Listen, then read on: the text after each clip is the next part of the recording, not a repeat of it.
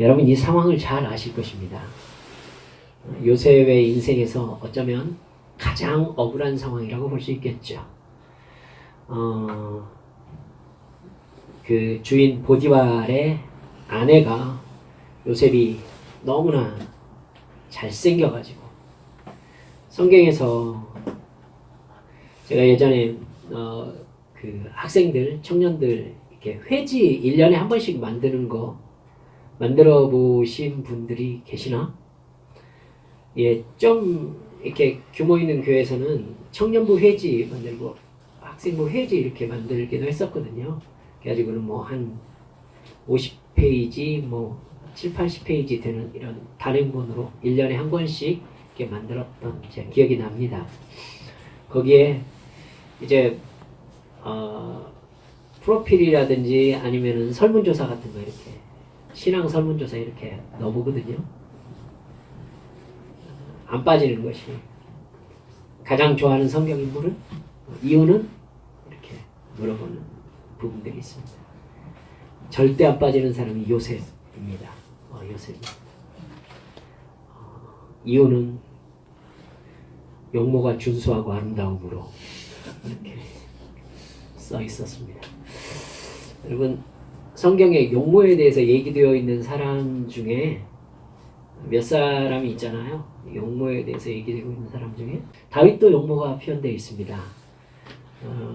다윗이 사무엘이 기름 부음 받을 때 다윗은 그야말로 이제 말제 아들이라서 예전 성경에서 말제 아들이라고 되어 있었어요. 그래서 바깥에서 양을 치고 있었죠.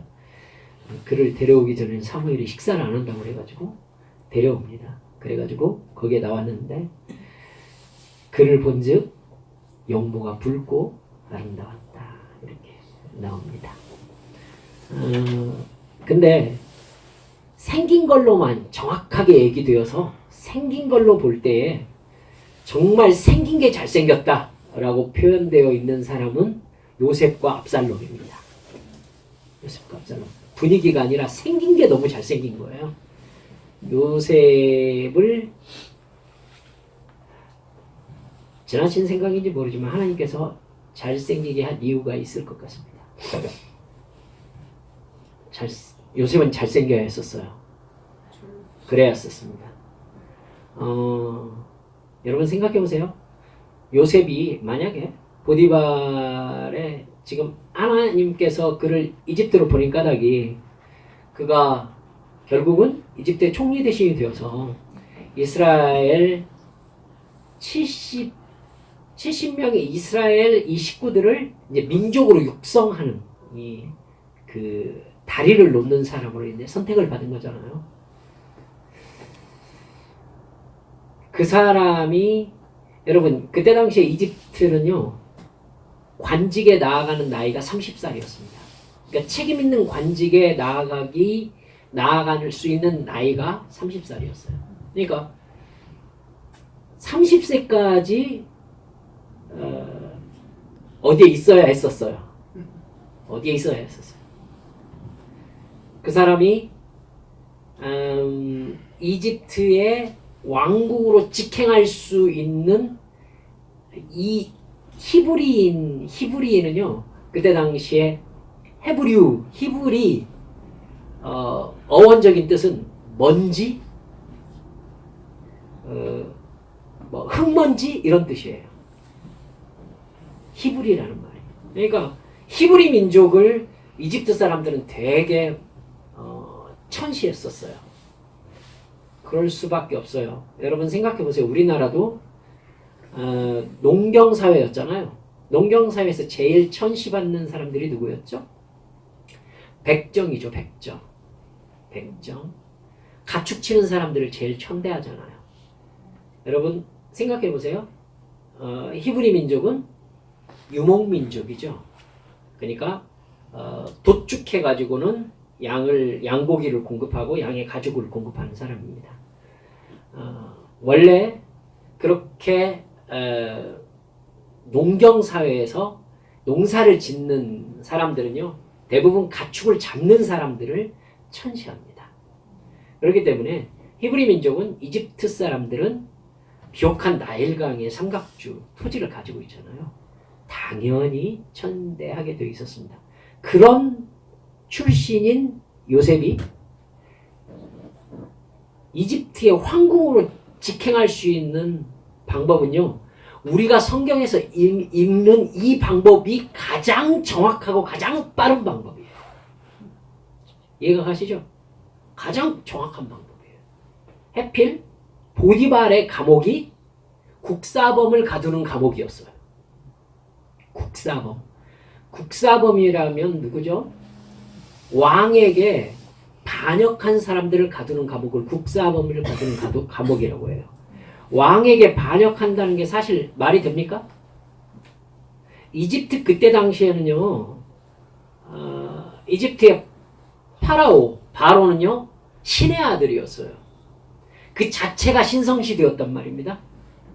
그럼 신을 향해서 반역을 일으켰다는 말 무슨 뜻인가요? 파라오가 신이 아니라는 걸 알고 있는 사람이라는 뜻이죠. 파라오가 신이 아니라는 걸 알고 있어요. 그 사람은. 그러니까 파라오, 신의 아들로 숭배받는 존재를 향해서 국사범이 될 수 있었던 것은 그 사람들이 정치 천재였다는 뜻입니다. 그 사람이 지금 보디발의 감옥에 갇힌 거예요. 여러분, 이런 생각 안 해보세요? 이집트의 정계에 갓 30된 청년이 정계에 한 번도 발을 디뎌본 적이 없어요. 근데 요셉이 이집트의 정계로 진출하자마자 이집트의 정계를 단번에 장악해요. 단번에 장악해요. 여러분, 요셉이 이집트의 정계로 진출해가지고 맨 처음 한 일이 뭔지 압니까? 토지개혁이에요. 토지개혁. 토지는요, 왕도 손대지 못하는 부분이에요. 왕이 손을 못 대요. 토지는 그 사람의 그 집안, 그 세력 자체이기 때문에 손을 못 대요. 근데 요셉이 손댈 수 있었던 게 뭐였냐면, 여러분, 흉년이 드니까 땅 문서 갖다 내고 양식을 받아간 거예요.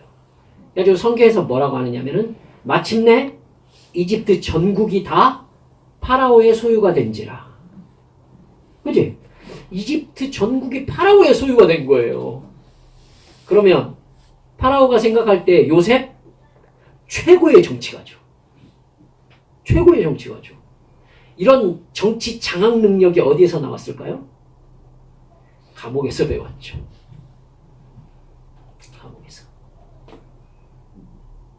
여러분, 하나님께서 사실은 요셉이 가장 빠르게, 가장 정확하게 이집트의 정계를 장악할 수 있는 코스를 택하신 거예요.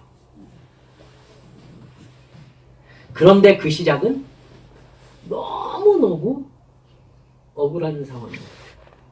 정말 억울한 상황이에요. 여러분, 여기에서 우리가 정말 하나 내 것을 확 붙잡아야 될 게 있어요. 뭐냐면 우리는 하나님을 몰라요. 다시 따라서 합시다. 나는 하나님을 모른다. 나는 하나님을 몰라요. 하나님을 모릅니다. 계시가 뭡니까? 계시를 영어로 하면은 뭐냐면요, unveiling입니다. unveiling이 무슨 뜻이죠? 커튼을 걷는 거예요. 커튼, 베일을 벗기다. 이게 계시하다 이런 뜻이에요. 베일을 벗겨주는 만큼만 알 수 있어요. 알겠죠? 우리가 하나님을 어떻게 알아요? 베일을 벗겨주는 만큼만 보는 거예요. 그래서 미리 보는 사람을 선지자라고 하는 거고요. 미리 보는 사람. 사랑하는 여러분들,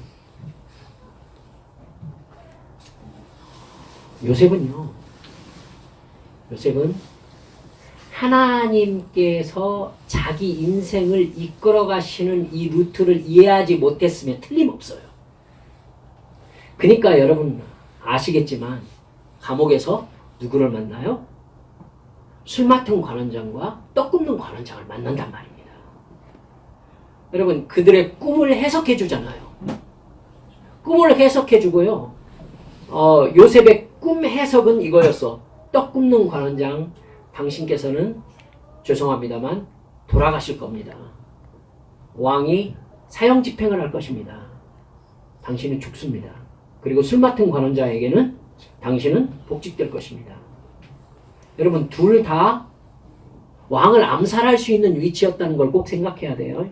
그렇기 때문에 국사범이 갇히는 감옥에 갇힌 겁니다. 왕을 암살할 수 있는 위치 중에서 가장 만만한 위치가 뭐냐면은 시위대장 아니면은 음식을 통해서 독살할 수 있는 사람들이잖아요. 떡 굽는 관원장이 누구예요? 요리사예요, 요리사. 술 맡은 관원장은요. 여러분, 왕에게 술잔을 주면서 국사를 논하는 고문을 술 맡은 관원장이라고 해요. 왕의 절대적인 신뢰를 받는 사람들이 이 사람들이에요. 나가시거든. 파라오에게 얘기해서 저를 이 감옥에서 꺼내주십시오. 저는 이 감옥에 갇힐 만한 일을 하지 않았습니다. 이렇게 얘기합니다. 무슨 뜻인가요?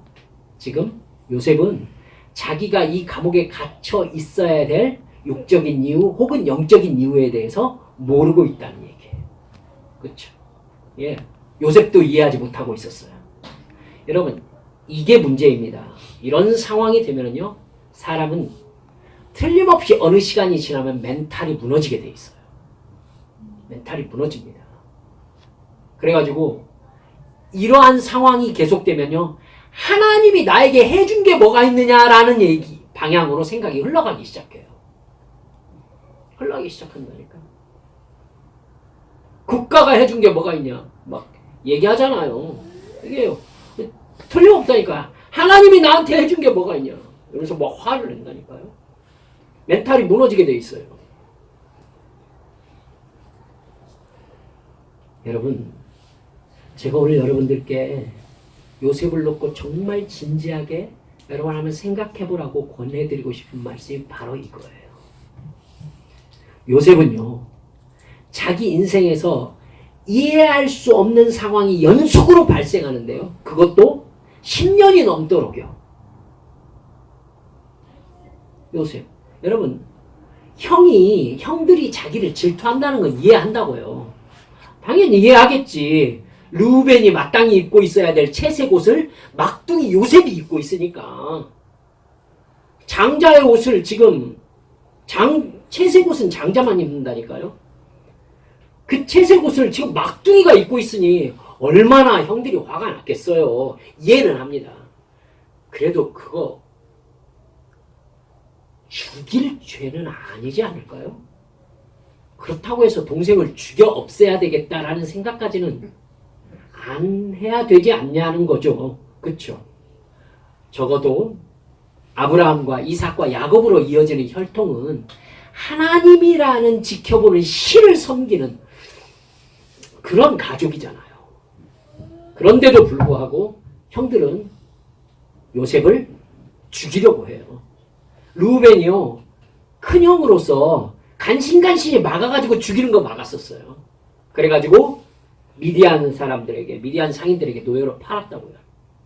여러분, 이때부터 요셉의 인생은 공포예요. 공포라고. 끽 해야 10대 후반이었을 건데. 10대 후반. 10대 후반에 노예로 팔려보세요. 노예 시장에서 사람들이 돈을 주고 사람을 사가고 있어요. 자기가 거기에 나와 있는 거예요. 그것도 2억 말리 이집트까지 와가지고. 근데 여러분 아시잖아요. 이 줄거리가 보디발이 사가요. 보디발 집에서 사간다고요. 보니까 시위대장이에요. 시위대장의 집에서 요셉을 사가요. 사실 하나님은요, 지금 이집트의 총리 대신이라는 그림을 그리면서 요셉을 데리고 가고 계세요. 근데요, 요셉이 생각하기에는 인생에서 최악의 상황이 지금 계속되고 있는 거예요. 그러면 요셉의 마음은 어떻게 돼야 되는 거예요? 시간이 지날수록 더 황폐해져야 되겠죠.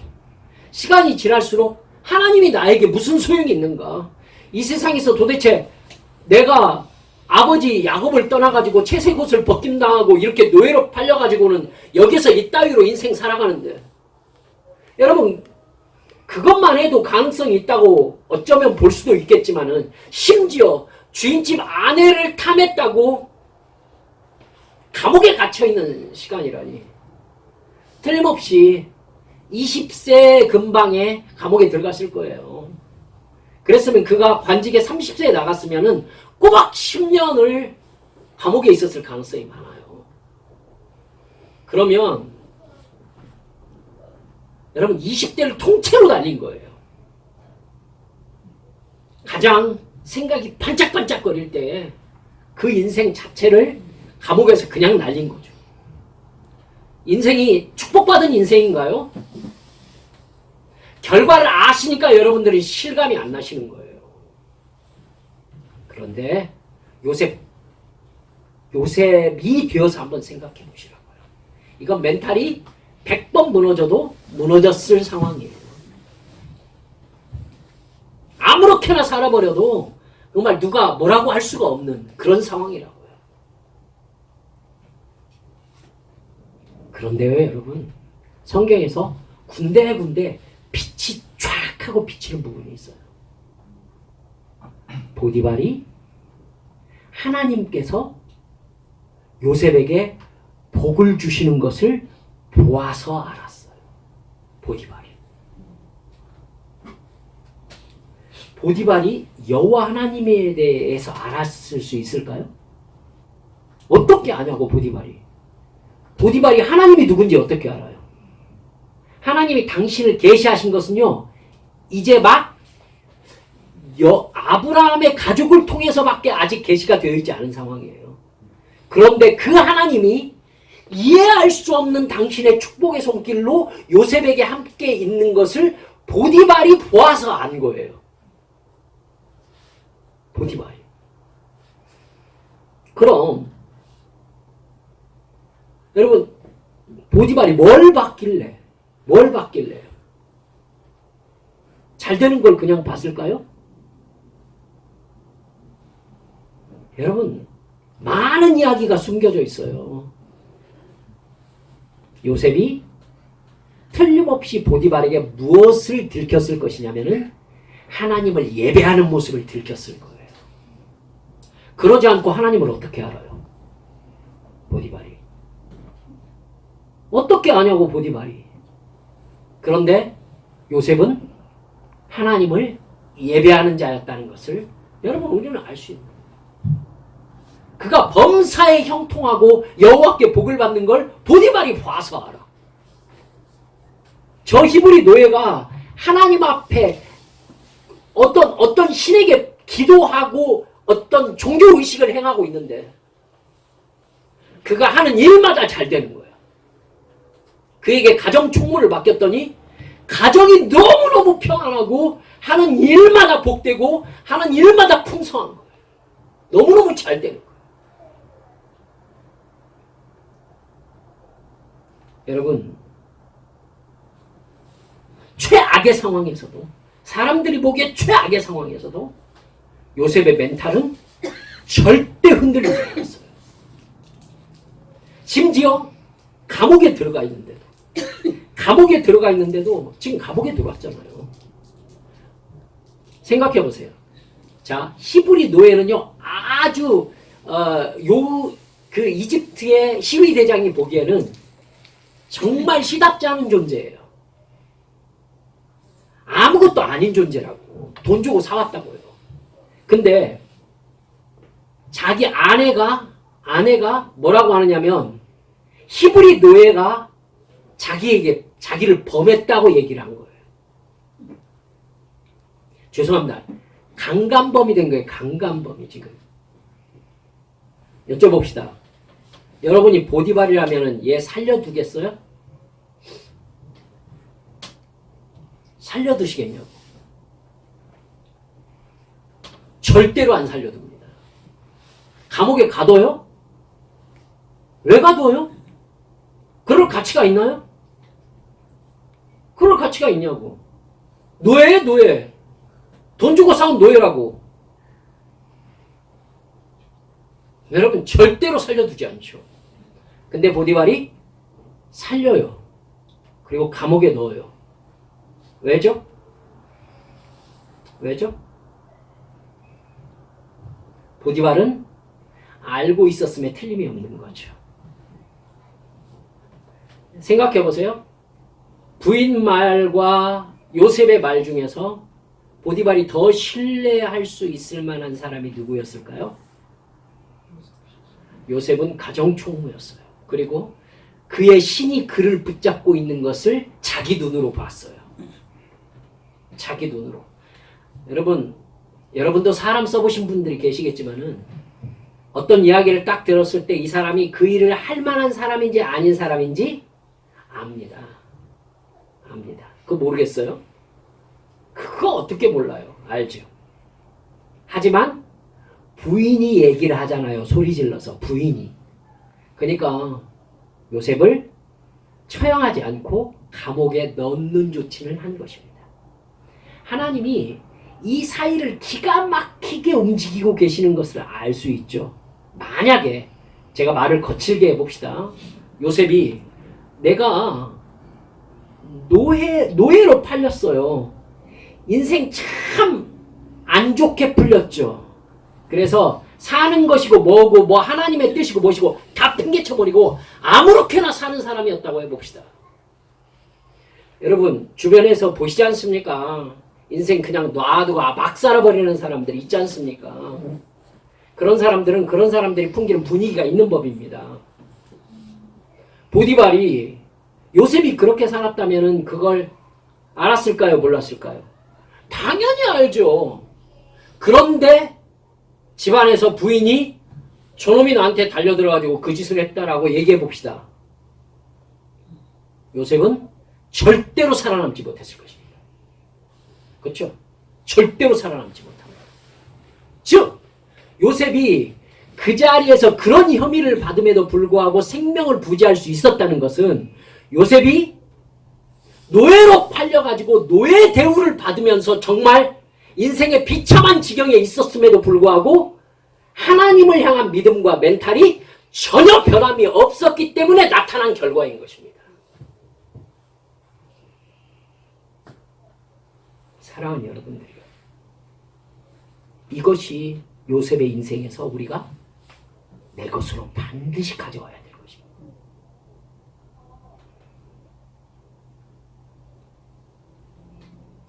요셉이 어디에다 가치를 두고 있는가가 요셉의 행동을 통해 드러나는 거예요. 이런 면에 있어서 우리는 사실 전문가가 되어야 합니다. 왠지 아십니까? 우리는 예배 드리는 사람들이기 때문입니다. 예배가 영어로 무엇입니까? worship이라고 합니다. worship. worship은 worth 플러스 ship입니다. worth가 뭡니까? 가치라는 뜻입니다. 가치. 그러니까 worship이란 얘기는 나의 최고의 가치를 부여하는 행위. 이게 예배, 곧 worship입니다. 하나님께만 가치를 부여하는 행동이 예배인 거예요. 그래서 하나님께 영광이라는 말을 사용하는 겁니다. 영광. 영광이라는 말이 무슨 말이냐면은 하나님에게 모든 가치가 있다라는 뜻이에요. 하나님에게 모든 가치가 있다.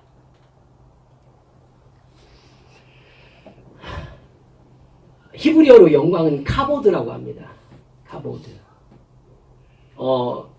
개념을 좀 아시면 좋겠는데 하나님의 무게라는 뜻입니다. 무게라는 말은 무슨 말이냐면요. 말 그대로예요. 하나님이 가지고 계신 그 영광, 그 하나님의 가치, 영어로는 matter. 그러니까 어떤 무형질의 어떤 그 위험. 이런 걸 영광이라고 해요. 하나님께 그게 있다는 얘기예요. 그게. 제가 그 개념을 좀 이렇게 말로 잘 설명을 했으면 좋겠는데. 그러니까 비물질적이지만 탄탄한 그 어떤 가치. 그래서 하나님께 나의 가치가 있다 라고 증명되는 상황을 영광을 돌린다 라고 얘기를 하는 거예요. 자, 생각해 보세요. 하나님께 나의 최고의 가치를 두었다면요, 하나님과 나와의 관계가 흔들리지 않는 한 나의 멘탈은 흔들리지 않아야 돼요. 예를 들어서 내가 누군가를 되게 사랑하는 사람이 있다고 합시다. 되게 사랑하는 사람이 있어요. 와, 이 사람이 나에게 정말 기쁨을 줘. 이 사람과 늘 만나고 싶어. 이 사람 생각밖에 없어. 여러분, 근데 어느 날 그 사람과 사랑이 깨져버렸어. 사랑이 깨졌는데 내 마음속에서 죽고 싶은 생각이 들었어요. 살기가 싫어졌어요. 밥 먹기도 싫고 숨쉬기도 싫고. 그런 사랑 해보신 적이 없으시구나. 그런 마음이 들었어요.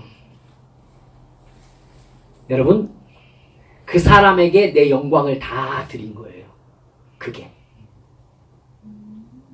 이해가 가셨어요? 그게 영광이에요.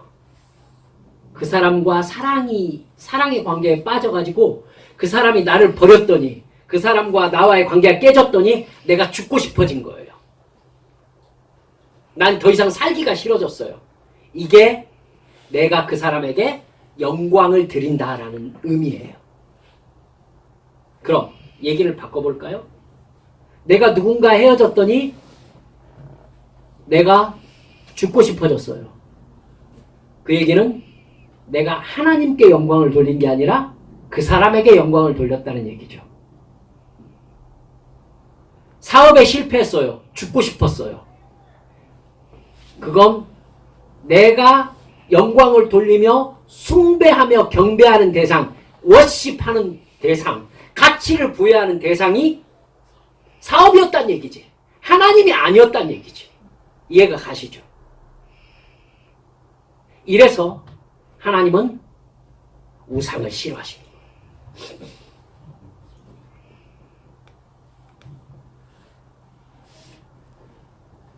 여러분, 하나님보다 더 중요한 것이 있다면, 그래서 그걸 잃어버렸을 때 내 멘탈이 깨져버리는 게 있다면 내가 하나님보다 그것을 더 사랑한 것입니다. 하나님보다 그것을 더 예배한 것입니다. 나의 영광을 하나님보다 거기에 둔 겁니다. 고로 그 사람은 우상 숭배한 것입니다. 말이 냉정하게 들릴지 모르지만 이 말씀 앞에 여러분 자신을 철저하게 세워야 됩니다. 철저하게 세우세요. 내가 바라던 그 무엇이 나에게서 사라졌더니 더 이상 살기가 싫어졌어. 그것이 나의 하나님이었다는 뜻이에요. 그게 나의 경배의 대상이었다는 뜻이에요. 워십. 내가 그것을 워십했다는 얘기예요.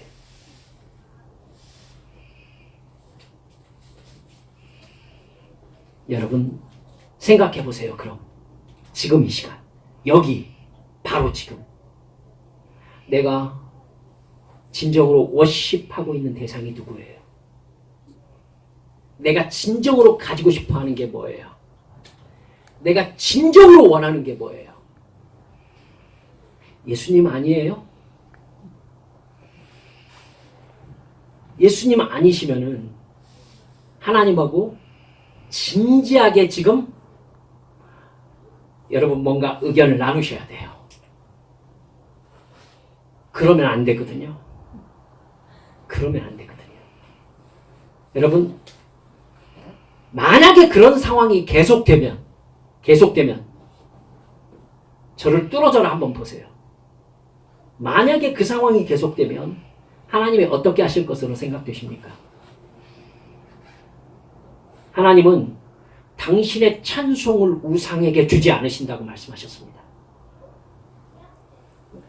나는 여호와라. 나는 나의 찬송을 우상에게 주지 아니하리라. 여러분, 내가 하나님 아닌 것을 워십하면은 하나님은 어떻게 하실까요? 내가 워십하는 대상을 철저하게 내 삶에서 제거하실 겁니다. 이해가 갑니까? 그렇게 하시는 게 당연하죠? 이해하시죠? 왜 그게 당연합니까? 그래야 구원받으니까. 하나님을 워십하지 않으면, 하나님을 믿지 않으면 그 사람은 여러분 지옥 가요. 지옥 간다니까. 그래서 내 인생의 워십의 대상은 오직 하나님이어야 하는 겁니다. 다른 대상을 워십하면 그 대상을 하나님은 나를 천국 데려가시기 위해서 그걸 없애실 거예요. 그게 사랑이에요. 그쵸? 그러니까 여기에서는 한치도 실수하지 맙시다. 여기에서는 실수가 용납되지 않아요. 영생을 잃으니까. 절대 잃어버리지 마세요. 이것이 되면 내가 어떤 상황에서든지 요셉처럼 멘탈이 흔들리지 않고 오직 하나님만 믿고 의지하면, 여러분 그때부터 잘 들어요. 기도응답이 돼요. 주님께서 약속하셨어요. 뭐라고? 내가 네 안에 거하고 네가 내 안에 거하면, 내 말이 네 안에 거하고 내가 네 안에 거하면 너는 원하는 대로 내게 구하라. 그리하면 내가 시행하리라. 누구나 이 말씀을 받을 수 있어요. 하지만 아무나 이 세계에 거할 수는 없어요. 하나님께서 기도를 들어주시는 영적 단계가 있어요. 주님이 내 안에 거하고 내가 주님 안에 거하는 그 영적 단계가 올라와야 이 사람의 기도를 주님께서 무엇이든지 들어주실 준비가 되시는 거예요. 요셉의 기도를 하나님께서 들어주셨을까요? 안 들어주셨을까요? 들어주셨을 거예요. 요셉은 감옥에서도 하나님의 은혜를 받는 사람이었어요. 은혜를 받는 사람. 여러분 그러니까 잊지 말라고요. 내 멘탈이 흔들리지 않아야 돼요. 어떤 상황에서도 나의 워십의 대상은 하나님이어야 해요. 그래서 요셉처럼 노예로 팔려도 감옥에 들어가도 억울해도 죽고 싶어도 하나님을 향한 내 마음만큼 절대 변하지 않는 이런 강한 멘탈, 신앙의 멘탈을 가지고 있을 때 여러분 그 시험이 끝난 다음부터 하나님께서 그에게 권세를 들려주시는 줄 믿으시기 바랍니다. 권세를 들려주시는 거예요. 그 사람의 기도가 이루어지기 시작하는 거예요. 알겠습니까? 그 영적인 단계로 차고 올라오셔야 돼요. 상황이 힘들기만 하면은 하나님 나에게 이럴 수가 있느니 하면서 뭐 원망, 불평하면서 출애굽 1세대의 믿음을 벗어나지 못하면요. 결국 광야에서 그 상태에서 쭉 살다 죽는 거예요.